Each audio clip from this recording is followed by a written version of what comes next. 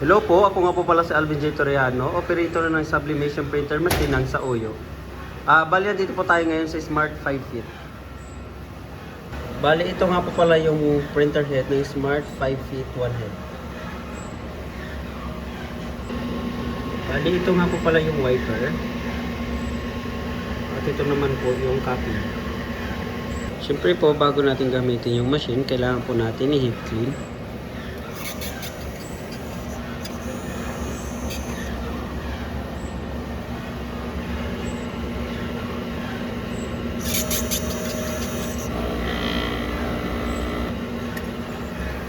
Bali, after po ng cleaning, kailangan po natin punasan yung wiper at saka yung copy.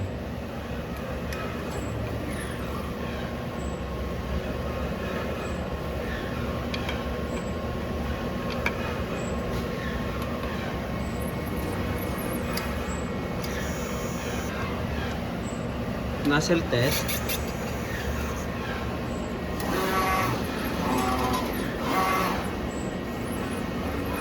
Kailangan po buo yung nozzle bago tayo mag-print. Ito nga po pala yung ink tank. Yung ink level niya po nasa tama lang. Ito nga pala yung AVR. Ink waste tank. At ito naman po yung ground wire niya. At ito nga po yung ICC profile niya. Ito nga po pala yung daily output record namin. Nasa system na po. At ito naman po yung sa consumables.